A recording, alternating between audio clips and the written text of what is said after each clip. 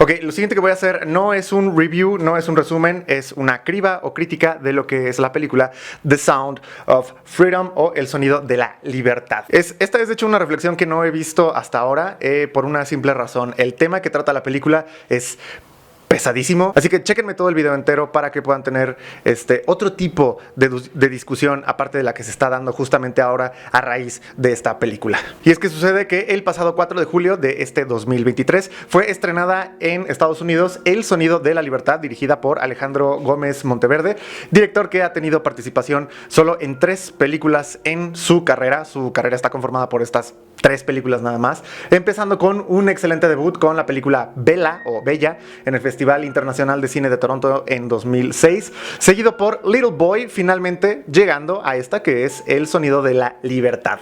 3 películas las cuales tienen por detrás en guión y producción a el actor Eduardo Verástegui, que es un actor mexicano nacido en Tamaulipas, envuelto en distintas polémicas principalmente por su postura que de manera reducida vamos a llamar aquí también conservadora. Verástegui está pronunciado en contra del aborto, en contra del matrimonio igualitario y se le considera de extrema derecha por ser presidente en México de la sección mexicana de la Conferencia Política de Acción Conservadora, que es una cumbre política internacional estadounidense organizada por la Unión Conservadora Estadounidense, que así se llama, que es un lobby conservador con nexos con todo aquel que se haga llamar derecha en la política o en ambientes políticos. Verástegui organizó esta cumbre en México donde fue invitado el hijo de Jair Bolsonaro y el mismo senador Ted Cruz, entre otros. Y comienzo diciendo que esta película retrata las experiencias de un exagente de la CIA llamado Tim Ballard, que es, de hecho, existe este personaje, esta persona, que es un cazador de redes de tráfico,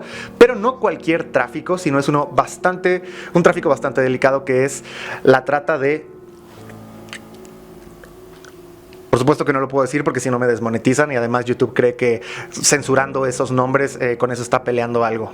Wow, super YouTube. Así que Verástegui, anexado a una red política conservadora estadounidense, estrena esta que es su película el 4 de julio, que es el día de la fiesta nacional de Estados Unidos, retratando la historia de Tim Ballard, quien además de ser un héroe, está a favor de poner un muro que divida a Estados Unidos de México. Así que de esta persona, Tim Ballard, va la película El Sonido del Silencio. En la película, el actor Jim Caviezel interpreta a Tim Ballard y recordemos a Jim Caviezel por su personaje más importante, el personaje más importante de su carrera, interpretando a no otro que Rodrigo Chávez, el vocalista de la banda de death metal técnico Kern Energy. No, mentira. ¿Cómo va, Rodrigo? Jim Caviezel interpretó a Jesús de Nazaret en la película de Mel Gibson, La Pasión. Bueno, en esta película se centran en las operaciones de Tim Ballard, operaciones de rescate de más o menos 130 niños que fueron extrayéndolos fuera de las redes de tráfico. Y así que déjenme señalar una de las proezas de esta película dentro de su plano alegórico, puesto que la película comienza con un signo bastante potente que es, comienza retratando a la niña Giselle, llamada Giselle, que va a estar a lo largo de este largometraje. Giselle está cantando y la introducción se hace con un dolly o movimiento de cámara que va de un plano general a un close-up mientras ella está cantando. Esta niña es abordada por una ex reina de belleza que ella la induce a un secuestro. La música hecha por niños es en efecto dentro de esta película El Sonido de la Libertad, de hecho. Así el título de esta película. Este signo es potente porque en el secuestro de este personaje es en efecto vendida a varios clientes y la película al terminar con Giselle rescatada y ya de vuelta en casa comienza de nuevo a cantar. Es decir, mientras estuvo su secuestro estuvo en silencio, una vez que es libre otra vez tiene el sonido de la libertad, continúa cantando, pero esta vez la cámara va de close-up, despegándose de ella hasta lo que es un plano general, es decir, abre. La cámara traspasa las ventanas cuadriculadas de su cuarto, mostrándola a ella adentro, y las ventanas parecen una prisión pintada de blanco. Recordemos que el color blanco está asociado a la inocencia, dando un enunciado potente de que ella, a pesar de cantar de nuevo, está y estará encerrada dentro de un interminable trauma por el daño que se le hizo a raíz de este secuestro por estas redes de tráfico. Esto hace durísima a la película, principalmente simplemente porque el tema es duro por sí solo. Ahora, la película abre y cierra con dichos signos autogóricos, sin embargo la película tiene una duración de 2 horas con 15 minutos, pero entonces, ¿qué hay en medio de esto? Pues resulta que la película tiene severos problemas, principalmente de ritmo, y esto es probable que haya sucedido porque se divide en 3 rescates toda la película, los cuales tienen su planteamiento, su nudo y por supuesto su desenlace. Es decir, la película son 3 capítulos que abren y cierran dentro de la misma película, pero están manejados como si fuesen los 3 una sola narrativa, la cual está ceñida por un personaje que es precisamente esta niña que es Giselle, con quien abre la película y cierra. Este personaje, Giselle, será el único personaje junto con los héroes que atraviesa las 3 historias y que está ahí hasta que se resuelve todo el rescate final. Ahora, el otro gran problema de esta película es que es vendida como una película de acción, y no lo es. Es un thriller criminal donde se ha prestado una solemnidad total al tema, como debe ser, al punto de que trataron de ser tan fieles como pudieron a la historia de Tim Ballard para honrar sus labores, que se les olvidó que esta era una pieza de acción también. Esto no era un reportaje, esto tampoco era un documental, de manera que al momento de enaltecer la figura de Ballard dentro de esta película con un carácter de conciencia absoluta, con una calma venida completamente de la sabiduría, lo dejan estancado al personaje como si fuera una especie de anti-Batman, que al contrario de Batman de Nolan, por ejemplo, actúa con completa serenidad y paciencia, llevando a Tim Ballard a ser un caballero de la luz o un caballero del día, en contraste con el caballero de la noche que acabo de mencionar, por supuesto. Incluso un caballero del día que se enfrenta también a un Joker, este personaje que estamos viendo en pantalla, y donde esta solemnidad prestada a Ballard, al Ballard de Monteverde, también lo hace un personaje unívoco, irremediablemente moral y prácticamente sin fallas y pocos obstáculos, donde por ejemplo en una secuencia en una isla tenemos un único momento de super tensión que reaviva el recorrido de esta película, que una vez pasado este obstáculo volvemos a la monotonía que ya venía trazando la película desde el principio, por lo que el tratamiento de este personaje de esta manera tan plana y el hecho de abrir y cerrar 3 capítulos que van prácticamente de lo mismo dentro de la misma película vuelve todo bastante problemático, porque puede inducir, y de hecho induce a las audiencias a tratar de reflexionar cada que concluye uno de estos capítulos. Sin embargo, cuando concluyen los primeros 2 capítulos, la película aún no ha terminado. Este es el problema de ritmo que tiene la película. Esto debió pasar así por perseguir contar detalladamente 3 anécdotas de Ballard, las cuales satisfacen a la audiencia en 3 ocasiones dentro de la película, y esto es más o menos como comerte una muy buena lasaña para después comerte otra muy buena lasaña y al final comerte otra muy buena lasaña. Así que por estas características que acabo de mencionar, me atrevo a decir incluso que esta película estaba pensada para ser una miniserie o una serie al principio. Así que esto que acabo de decir me lleva al siguiente tema. ¿Por qué? Porque si acaso la película estaba perfilada para ser una serie, ninguna plataforma la quiso financiar, ni siquiera la quiso alojar. Algunas de las plataformas mencionadas por Verástegui que rechazaron esta película fueron Netflix, Disney y Amazon. ¿Por qué será esto? Pues no tenemos idea, solamente podemos especular, pero la película toca en efecto temas sumamente pesados que claramente gente dentro de la industria va a querer evitar. Sin embargo, alguien que habla recurrentemente de este tema es nada menos que Armando Saucedo. Armando Saucedo se ha hecho popular en TikTok principalmente, y es alguien que tiene una cantidad considerable de seguidores en TikTok, y bueno, yo lo sigo y cada vez que puedo ver sus directos los veo. Lo veo junto a otros como Adi Krag o el Profesor del Cuyo, etcétera. Yo recomiendo mucho el canal de Armando Saucedo, así que ustedes tendrán que entrar a verlo y después considerar si lo quieren seguir o no. Bueno, ¿qué sucede con Saucedo? Pues hace un par de horas se pronunció respecto a esta película con lo siguiente. Armando, una pregunta. ¿Qué opinas de la película esta? Ya saben por qué no la menciono. Y la cancelación que está teniendo. La película no la he podido ver. No la he visto, no puedo hablar como tal de la película, pero sí voy a hablar del otro punto. Esta película únicamente se estrenó en Estados Unidos, no ha llegado a Latinoamérica, y la realidad es que el marketing positivo que yo he visto para esta película lo está haciendo la audiencia de la película, la gente, nadie más. Pero lo que sí he visto, y en una gran cantidad, es este intento de campaña, vamos a llamarle tendenciosa a mi parecer, por no decir negativa, de medios internacionales, medios masivos y alguna que otra persona o creador. La película está siendo muy criticada porque los productores son conservadores y son religiosos. Dicho todo esto, si se fijan, toda la crítica viene hacia las personas de la película,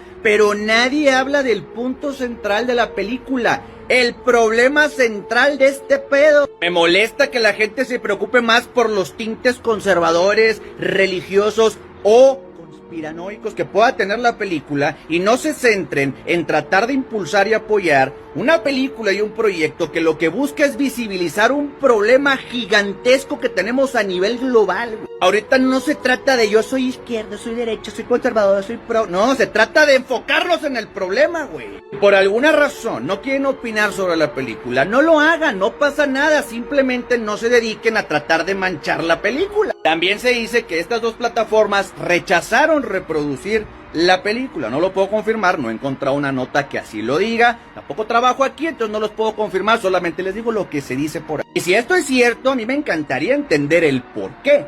Me genera mucha duda y curiosidad como por qué este tipo de plataformas sí permiten y aceptarían reproducir este tipo de películas, pero no una que busca visibilizar un problema global y el por qué tenemos este tipo de película. El problema principal es el tema de la película. Hablemos del tema, discutamos el tema, visibilicemos el tema, no todo lo demás. Estas películas se tienen que ver. Punto. Ya. Ahora, esta crítica que estoy haciendo aquí representa ya de por sí un problema. ¿Por qué? Porque no se está permitiendo hablar acerca de esta película, porque esta película está encordada o no se puede disociar, parece que no se puede disociar de su tema principal, que es delicado en extremo. No es posible ya hablar de cine sin tocar al mismo tiempo su temática realmente existente, y parece que no es posible ya hacer cine sin hacer política tampoco. Y esto es un grave problema, y de esto va este video a raíz de esta película Sound of Freedom, o El Sonido de la Libertad. Si bien el cine o arte siempre ha tenido nexo ideológico con sus autores, pongamos de ejemplo el Ballet de la Nuit de Jean Campbell Ford de 1653, cuya obra es una representación de Luis XIV amaneciendo como el nuevo monarca en Francia, donde debuta el mismo rey a los 17 años como bailarín en la corte, justo como en la narrativa del ballet sucede. O por ejemplo en el caso del cine El Nacimiento de una Nación, película de 1915 de D.W. Griffith, donde se hace alarde del Ku Klux Klan como si fuesen héroes que salvaron a Estados Unidos. Bueno, estas dos obras que acabo de mencionar, una de ballet y otra de cine, de todas formas siempre contenían una sustantividad fundada en una poética, o digámoslo así, había un interés genuino en la construcción, constitución o creación, digámoslo así, no existe la creación como tal, pero digamos en la creación de una obra artística, siempre había ese interés. En este caso de El Sonido de la Libertad podemos notar por su presupuesto, que es de solo $14 millones, que les importaba más ahondar en el tema que en hacer cine como tal. Y repito, el cine y el arte despliegan lo que sus autores son, por supuesto, pero aquí y en el caso de Disney también, ya podemos notar al cine como herramientas teleológicas o como herramientas útiles para un propósito. Ahora, el tema que tratan en esta película es tan escabroso, espeluznante y pesado que no requiere películas para tratarlo. Armando Saucedo, por ejemplo, retomando, es alguien que jamás ha dejado de señalar este tema y esa labor es fundamental. Ahora, repito, y que se entienda lo que estoy diciendo. El tipo de crimen que señala esta película es tan pesado que debería atenderse sin necesidad de que haya una película para hacerlo. Y si tu respuesta es, pues para eso es el cine, para señalar cosas de estas, entonces eres parte de los que han condenado al cine a no ser otra cosa más que propaganda callejera de un partido político, o una receta de cocina, o un volante a repartir. Esta manera de ver el cine pone al cine en riesgo al punto de que no se considera profunda una película, sino está ligada a una ideología. Nada menos, el director Javier Dolan acaba de retirarse del cine bajo el berrinche de que nadie ve sus películas, pero de todas formas tiene razón.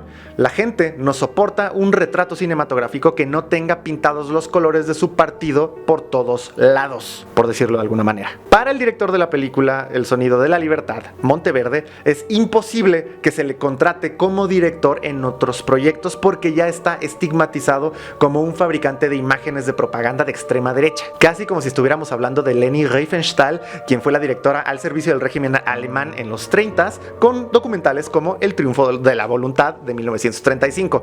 Por esta razón, Monteverde solo tiene 3 películas en su carrera y está al servicio de Verástegui también. Pues en esas 3 películas, Verástegui es quien las ha producido, y por supuesto, Verástegui es completamente despreciable para la industria, pues es un absoluto enemigo de la agenda de Hollywood. Sin embargo, el director Monteverde, como director, está completamente comprometido a desplegar lo que él apoya dentro de su cine, y por ese lado pues sí podemos decir que genuinamente se dispone como un agente creativo, es verdad, y yo creo que aquí no hay una prostitución de sus labores creativas, pero ese no es el punto principal como tal. Debe quedar claro que lo que trata la película se tiene que tratar hasta su extinción, pero esto se hace desde fuera del cine, puesto que el espectador en la sala o viendo la película poco puede hacer frente al tiempo tallado en una cinta o en una memoria digital. Es decir, el espectador podrá ser incentivado a actuar alrededor de lo que acaba de ver en pantalla,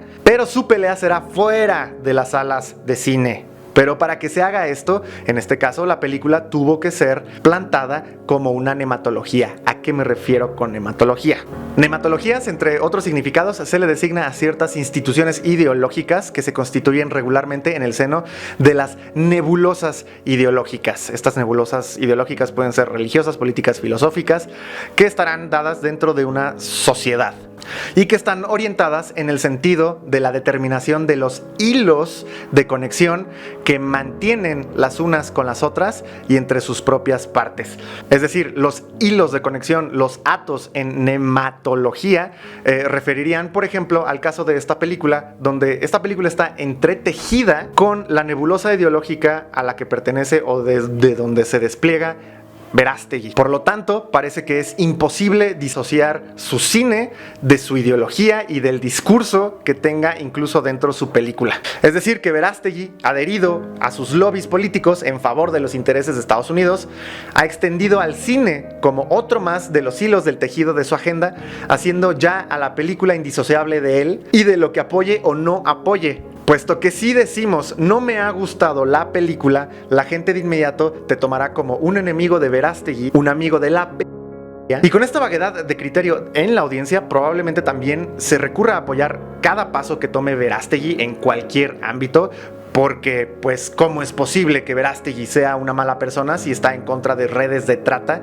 y de secuestro. No es posible que él esté haciendo algo mal. Y ahora, haciendo un ligero regresus, cabe mencionar la manera en la que Verástegui y Monteverde deciden colocar, por las razones que sean en esta película, ciertos signos que remiten mucho a ideas bastante viejas, de hecho aún vigentes, visibles por ejemplo desde la obra de 1845, La civilización y barbarie, de Domingo Faustino Sarmiento, donde Sarmiento acusa a lo rural, lo orgánico y al mestizaje de español con lo indio de ser la barbarie, en contraposición de lo citadino y lo blanco como sinónimos de progreso, educación y civilización. Así que de igual forma en esta película los ciclos de barbarie dados en las redes de tráfico florecen en la selva de Sudamérica, en Colombia, por mestizos, morenos, hispanos, y El Salvador y protagonista es un blanco anglosajón, donde incluso si ha de haber estadounidenses adictos a la barbarie de consumir dichos contenidos ilegales, no serán de origen tampoco anglosajón, serán estadounidenses, pero son de origen polaco. Y aquí hay un dato bastante interesante, porque la película está dirigida, controlada y producida por hispanoamericanos casi enteramente, y vomita a través de estos hispanoamericanos de nuevo el estereotipo novelesco de Televisa de el moreno malo y el blanco sajón bueno, del que Verástegui fue parte hace 30 años cuando participaba en telenovelas. Pero el tema de esta película llega a ser tan poderoso que orilla al público a quedar cegado por tan dramático contenido, tema que de hecho sin necesidad de una curaduría cinematográfica ni una puesta en escena es escabroso por sí mismo, repito. Sin embargo, no se discierne ya entre las cualidades cinematográficas y la defensa de posturas, al punto de que la gente está pidiendo apoyar esta película, nada brillante en absoluto, creyendo que así se pelea contra dicho repugnante crimen. Por lo tanto, y con esto cierro, si el mal que nos aqueja se ataca desde el cine, se corre el riesgo de limitar la potencia de la categoría artística cinematográfica a no otra cosa que a una técnica de dialéctica discursiva que se pone en contra o a contraposición de otros discursos, por ejemplo, de compañías como Disney, a quienes ya también se les hizo la maña de hacer lo mismo con el cine, es decir, usarlo como mensajero o como paloma mensajera. Y repito, muchísimo cuidado aquí con lo que estoy diciendo en este video, porque lo que maneja esta película no retrata una ideología, no critica ni señala una ideología, sino señaliza uno de los peores y más asquerosos crímenes que hay ahora mismo. Es decir, los creadores de esta película tendrán sus ideologías, pero ese no es el punto. El punto a donde voy es que incluso yo tengo que ser cuidadoso con el trato de esta película, porque criticar la construcción artística de esta película puede ser tomado como un favoritismo de mi parte, un favoritismo a este crimen que tratan en la película, al punto de que no se permite ver fallos en la manufactura de la película, ni a su técnica, ni a su estética, porque la audiencia confunde la batalla contra dicho crimen con la constitución artística de la obra. Y de nuevo, y reitero, para los despistados, para los que siempre se pierden y están comentando alguna burrada en los comentarios, esta crítica que estoy haciendo ahora no pasa acerca de si se tiene que apoyar o no este crimen. Eso es una estupidez de dementes. Esto que estoy haciendo aquí a partir de esta película es señalar que el cine está perdiendo al ser ya parte del portafolio de argumentos nematológicos, y que está perdiendo cuando es usado como carta de defensa u ofensa. Estoy señalando que el cine puede pronunciarse respecto o frente a diversas temáticas, y siempre lo ha hecho, que resultarán en una obra bajo una premisa poética, pero cuando se trastoca y se utiliza como apoyo para una postura, resultará en no más que un comercial televisivo cuyos contenidos alegóricos, es decir, sus temáticas principalmente, o lo que se puede extraer de sus temáticas, son el centro gravitatorio de su discusión, pero donde los componentes autogóricos como la fotografía, la actuación, montaje, ritmo y propuesta, la propuesta creativa del tejido narrativo de la película, dejan de ser analizados y pasan a un segundo plano, al punto de que parece que la película podría ser solamente escuchada a través de su audio, como si fuera una radionovela, donde el resultado pues prácticamente viene a ser el mismo, y donde al encasillar al cine como si fuera un altavoz de denuncias, podría incluso perderse el rigor artesanal y creativo propio del arte cinematográfico, en pro de ver quién grita más fuerte y qué dentro de una sala de cine, es decir, gritar esto está bien o esto está mal. Nada menos, si lo tengo que decir, hay que ver la poca rigurosidad con la que fue hecha esta película, que llega a tener líneas de diálogo tan autoexplicativas que no son más que lo que pronuncian. Por ejemplo, cuando Ballard dice: nuestra misión es cazar pedófilos, extinguiendo así todo misterio propio de la sala oscura. Alentar esta manera de hacer cine nos habla más bien de lo ansiosos que estamos todas las audiencias por solucionar los males que denuncia esta película, pero nadie se está deteniendo a pensar que se termina encauzando a estas audiencias a que esperen siempre de las películas todo menos formas artísticas, y que esperen no otra cosa que plataformas o foros, y a que se vote por apoyar una película invertebrada, como es este caso, por la ayuda que pudiera prestar para deshacernos de un cáncer como lo es el crimen que trata esta película. Esta crítica que estoy haciendo no es en contra de la película como tal. La película es sumamente valiente y de hecho necesaria. Tampoco esta crítica está a favor de ignorar semejante crimen que se señala. Hasta es ridículo decirlo. Este comentario que vengo haciendo desde el principio es a favor del cine, para alertarlos a todos ustedes, si es que lo están viendo, del posible sesgo en el que se puede incurrir. ¿Por qué? Porque someter al cine a ser un volante informativo y o educativo, y el prisma desde donde se analiza ese tipo de cine, aleja al cine de ser cine. Pero también acerca a las audiencias a creer que las víctimas están verdaderamente dentro de la pantalla, confundiendo al cinéfilo exigente con un criminal que merece estar en la cárcel. Es decir, ya pudimos ver cosas como: si no te gusta esta película, entonces eres un pedófilo.